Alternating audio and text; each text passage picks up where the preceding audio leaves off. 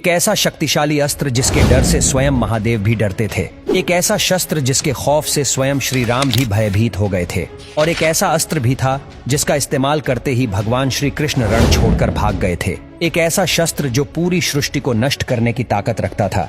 दोस्तों, आइए जानते हैं हमारे सनातन इतिहास में वर्णित सबसे शक्तिशाली अस्त्रों और शस्त्रों के बारे में। हमारे महान काव्यों को अगर हम पढ़े तो उनमें ऐसे कितने ही अवसर आते हैं जब योद्धाओं, देवों, यक्षों, राक्षसों आदि द्वारा युद्ध में कई शक्तिशाली अस्त्रों और शस्त्रों का उपयोग किया गया। इनमें कितने ही दिव्यास्त्र ऐसे थे जिसका उपयोग उस समय नहीं किया गया होता तो इतिहास कुछ अलग सा होता, कुछ मजबूरी में और कुछ तो बस उन्माद मचाने के लिए चला दिए गए। दोस्तों, वीडियो को पूरा देखें और कमेंट में ओम नमः शिवाय जरूर लिखें। नंबर 10, इंद्रास्त्र। ये इंद्रदेव का एक प्रबल अस्त्र है। लक्ष्मण जी ने इंद्रास्त्र चलाकर ही मेघनाद का वध किया था। श्री राम ने इसी अस्त्र को चलाकर कुंभकर्ण को मार गिराया था। अर्जुन ने महाभारत में इसका उपयोग कई बार किया था। नंबर 9, ब्रह्मास्त्र।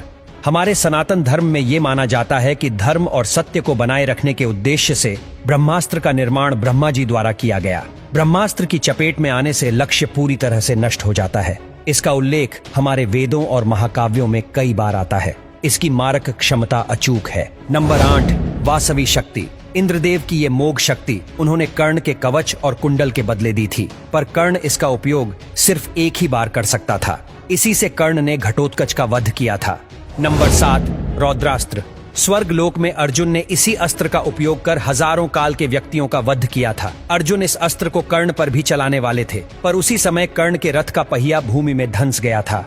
इसीलिए अर्जुन ने इसको वापस ले लिया था। श्री राम ने इसका उपयोग कुंभकर्ण पर किया था। नंबर 6, वज्रास्त्र। देवराज इंद्र का वज्र एक दुर्जेय और अत्यधिक शक्तिशाली शस्त्र है। एक बार चलाने पर इससे इतनी ऊर्जा निकलती है जो लाखों प्राणियों को क्षण भर में भस्म कर सकती है। इंद्र ने इसका इस्तेमाल करके वल और वृत्त जैसे अति बलशाली राक्षसों का वध किया था। बाल हनुमान को भी इसका उपयोग कर अचेत कर दिया था। रामायण में ये अस्त्र श्री राम और लक्ष्मण जी के पास था और महाभारत में अर्जुन ने इस अस्त्र को अपने पिता से ग्रहण किया था। वज्रास्त्र को चलाकर ही अर्जुन ने लाखों निवातक वच असुरों का वध किया था। नंबर 5, वैष्णवास्त्र। यह अस्त्र अपने लक्ष्य को पूरी तरह से नष्ट करने में सक्षम है, चाहे वे लक्ष्य किसी भी प्रवृत्ति का हो। इस अस्त्र को स्वयं भगवान विष्णु जी से ही ग्रहण किया जा सकता है।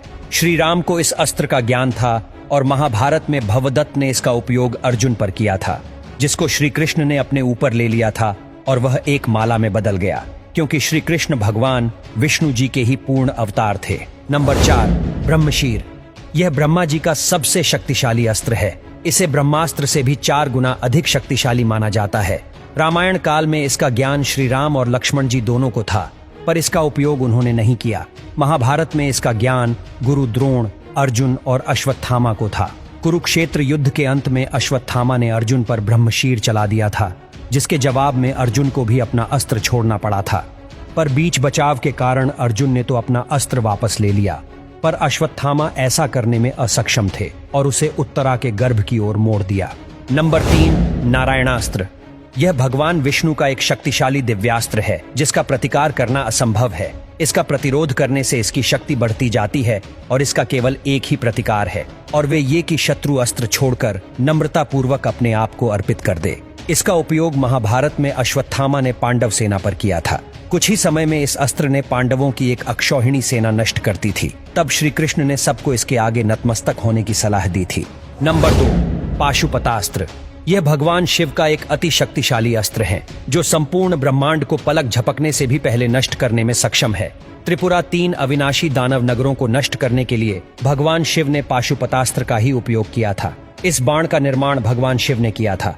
महाभारत में इसका ज्ञान केवल अर्जुन को ही था और रामायण काल में श्री राम को यह अस्त्र ब्रह्मऋषि विश्वामित्र जी से प्राप्त हुआ था। इसका उपयोग मानसिक संकल्प से, दृष्टि से, वाणी तथा धनुष द्वारा भी कर सकते हैं। इनमें से चाहे जैसे भी इसका आह्वान हो, शत्रु का नाश होना तय है। पहले स्थान पर भगवान शिव का त्रिशूल और विष्णु जी का सुदर्शन चक्र आते हैं। भगवान शिव का त्रिशूल समस्त अस्त्र शस्त्रों से अधिक शक्तिशाली है।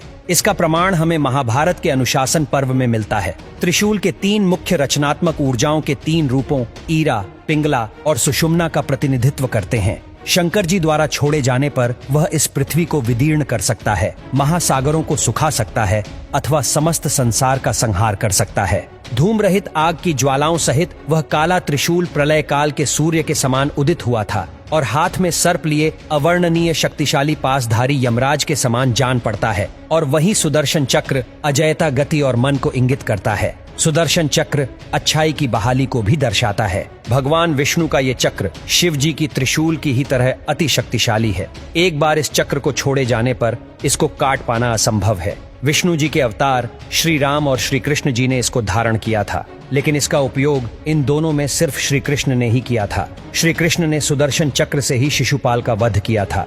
महाभारत के अनुसार भगवान शिव ने ही यह चक्र विष्णु जी को प्रदान किया था। इनके अतिरिक्त कई और प्रबल अस्त्रों का माननीय उल्लेख है, जैसे कि कर्ण का भार्गवा अस्त्र, जिससे उसने बड़ी संख्या में पांडव सैनिकों को क्षति पहुंचाई थी। नागपाश, जिसके उपयोग से मेघनाद ने श्री राम और लक्ष्मण जी को बांध दिया था। इससे मुक्ति के लिए गरुड़ देव को बुलाना पड़ा था। भगवान कार्तिकेय जी का शक्तिशाली अस्त्र वेल, ये माँ दुर्गा ने कार्तिकेय जी को दिया था।